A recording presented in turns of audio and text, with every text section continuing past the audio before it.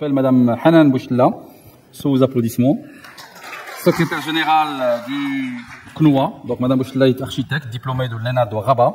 Elle exerce au secteur privé. Il est formatrice en RTCM depuis 2018. Elle a été trésorière générale du Conseil régional. Ensuite, il est membre de l'UMA, l'Union méditerranéenne des architectes. Et actuellement, elle est SG de l'ordre. Elle est présidente aussi de l'association des œuvres sociales. Et elle est surtout la seule femme à intervenir aujourd'hui. Allez-y, Madame Bouchtla. On l'applaudit une deuxième fois.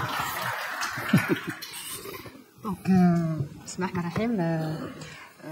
je tiens tout d'abord à féliciter les organisateurs pour la pertinence du thème.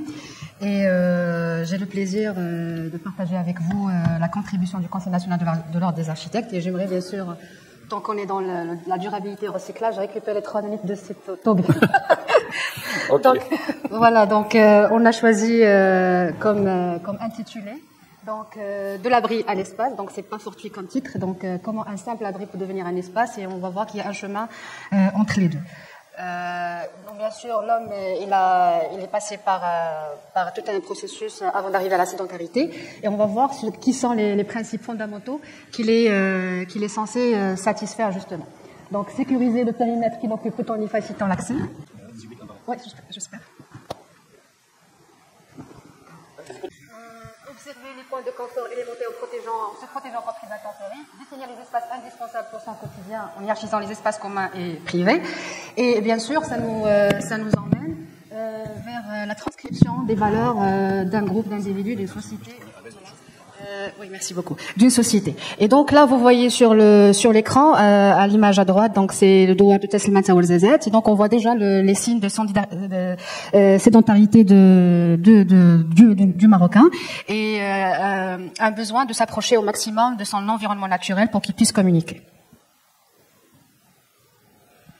Donc on va passer à un facteur essentiel. Donc on est passé des éléments, on va dire fondamentaux et élémentaires, aux principes, on va dire, qui sont beaucoup plus évolués pour un être humain. Et c'est le sens et l'espace. Et comme on va voir comment un être humain, il a d'autres besoins au-delà des besoins fondamentaux élémentaires. Et là, je partage avec vous un beau passage de Nietzsche pour qu'on soit un petit peu sensible à la question de l'espace. Et c'est plus une demande.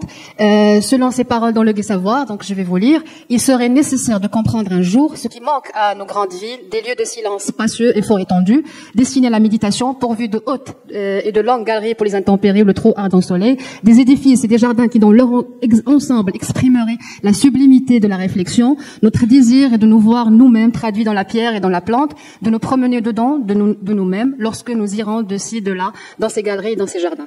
Et là, on voit justement ce besoin d'un profane qui n'est pas un concepteur de l'espace, mais qu'un architecte qui est censé justement y répondre. Et là, on va voir une série d'architectes qui ont très bien su travailler en interaction avec leur environnement. Et on va parler d'un concept, d'une théorie du genius loci, c'est-à-dire l'esprit du lieu, qui a été abordé par l'architecte norvégien Norbert Schulz dans son ouvrage Paysage, architecture et ambiance et architecture, et qui a été magnifiquement traduit par les architectes de l'époque moderne. Je cite notamment Tadao Ando.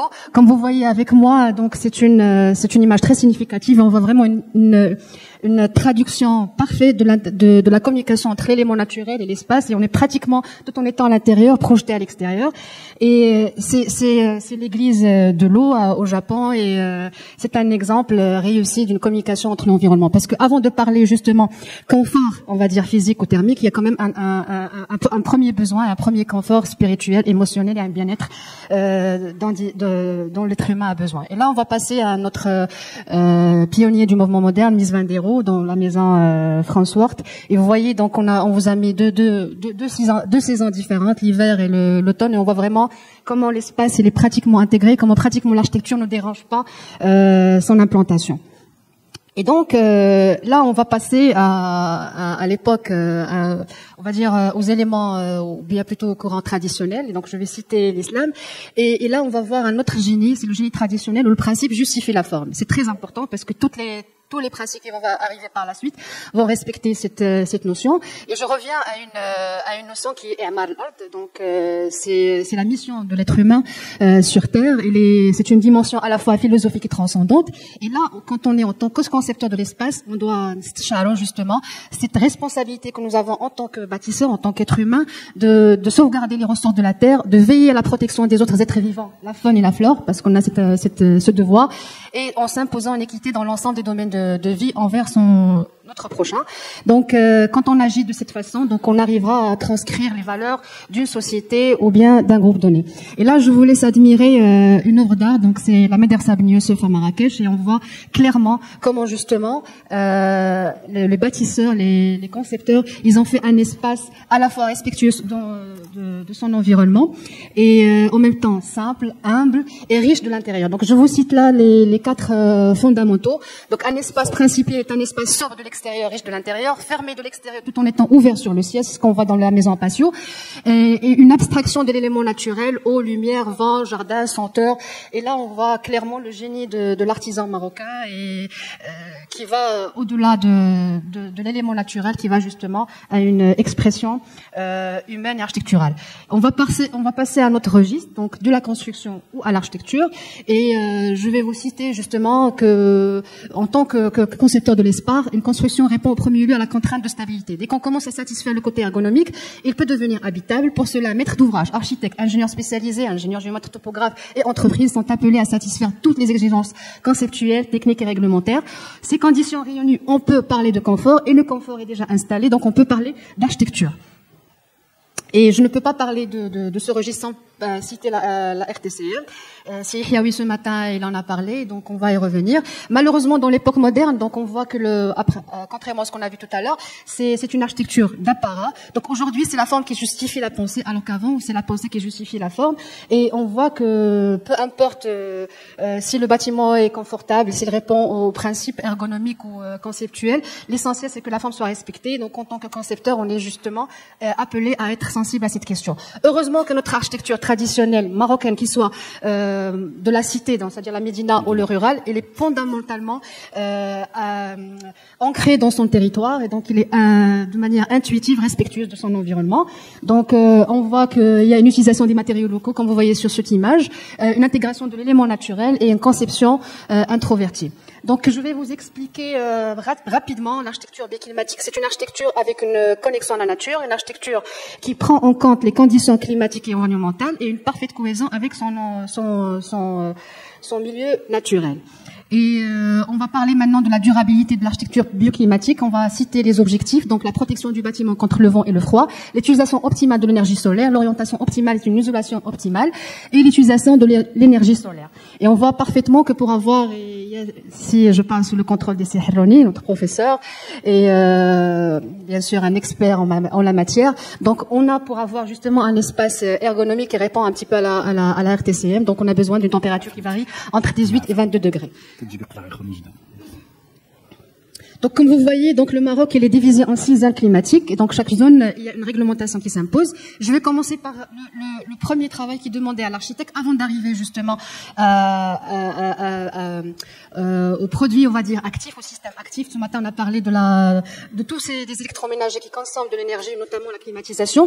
Donc, l'architecte, justement, en tant que concepteur, il est appelé à faire un effort fondamental et essentiel avant d'arriver à ces éléments, ces infrastructures palliatives qui viennent vers la suite. Donc, on commence par l'isolation qui nous permet d'avoir un confort thermique, une économie d'énergie, une réduction des gaz à effet de serre, et il évitera l'émigration de la vapeur d'eau et il assurera la pérennité du bâtiment. Et on voit clairement sur ce schéma comment une maison isolée, il peut nous éviter des déperditions de 30% par exemple de la toiture, au lieu de 10% pour une toiture non isolée, pour un bâtiment non isolé. Et de la même manière, pour une cloison isolée, on peut gagner 25%, et non isolée, il y a une déperdition de 20%. Donc là, on va voir aussi l'implantation, comme elle est importante, je vais vite. Donc l'implantation par rapport au bâtiment, donc créer et choisir les meilleures orientations pour justement optimiser. Et quand l'orientation, parfois nous sommes dans un plan d'aménagement qui nous permet pas de choisir notre orientation, donc on est appelé à avoir des masques et des dispositifs architecturaux qui vont nous permettre un petit peu de gérer, soit avec des auvents, soit avec des persiennes, soit avec des pergolas, et même avec l'élément naturel. Donc, je passe aux matériaux. Donc, on va commencer par le vitrage. Il est très important d'avoir un choix pertinent de son vitrage, de faire attention à ce facteur solaire qui est donné par les fournisseurs. Justement, on voit là sur ce tableau, donc, une série de matériaux qui se départagent par leur conductivité, aussi par rapport à la consommation d'énergie grise. Donc, on voit que les matériaux synthétiques produisent plus, ils peuvent être pertinents en termes de conductivité, mais ils produisent plus d'énergie grise, et vice versa. Donc, les matériaux qui sont issus de milieux naturels, ils sont plus performants. Donc, on voit là, par rapport à U, un facteur de transmission, le U, c'est le facteur de transmission thermique pour avoir 1,2. Donc, on a besoin des épaisseurs que vous voyez sur ce schéma, et vous pouvez les comparer. Voilà, donc là c'est un cas d'école, je vais terminer avec ça, et on va voir justement comment le geste d'un architecte, d'un concepteur est très important. Là on voit justement une maison normale, orientée nord, sans aucune intervention architecturale ou réflexion. On va voir que là, ce que vous voyez à droite, c'est la consommation en besoin d'énergie en chauffage, donc on peut arriver jusqu'à 254,79. Donc, dès qu'on fait juste une petite intervention, c'est-à-dire on change l'orientation des ouvertures, au lieu d'être orienté, avoir les grandes ouvertures côté sud, on va côté nord, on va les orienter côté sud, donc on va gagner quand même sensiblement sur le besoin en énergie de chauffage. Donc, on passe de 254 à 225. Et là, et ça c'est très important, vous devez tous savoir que parmi les fondamentaux d'une action architecturale ou bien de conception, c'est d'isoler le bâtiment, et la plus importante c'est la terrasse. Donc on voit en isolant la toiture, donc on va gagner jusqu'à 34% de la facture énergétique. Donc vous voyez sur le graphe, de 254 on arrive à 170. Et là, quand on isole la paroi, on ne gagne que 16%. D'où l'importance d'isoler la toiture. Donc au lieu de 254, on a 215. Et par contre, quand on met du double vitrage, ça sert à rien si on n'isole pas, si on met pas de parois efficaces. Et quand vous allez voir sur ce schéma, donc en isolant toute l'enveloppe, donc vous voyez qu'on passe on économise 72%. Ça c'est un travail qui a été fait avec des chercheurs qui ont contribué. Je cite, c'est un schéma de Monsieur Michael Grausen qui a contribué avec Sihroni et d'autres. C'est pas au Maroc tout ça. Non, c'est au Maroc, c'est à Ifrane. C'est à Ifrane. Donc nous sommes dans une zone qui est défavorable par rapport à la performance climatique, et donc on voit qu'avec de simples gestes, on a pu quand même réduire la facture énergétique. C'est ce qui nous est demandé en tant que concepteur. Et pour finir, donc j'appelle tout le monde à faire plus d'efforts, et nous avons tous vu avec la pandémie de la Covid-19 combien même nous sommes très impuissants par rapport aux intempéries, et comment c'est-à-dire avoir un espace qui est confortable, un espace qui communique avec son environnement et qui respecte justement les ressources naturelles devient de plus en plus important. Voilà, je vous remercie. Parfait. Merci beaucoup, Madame Bouchla. Merci.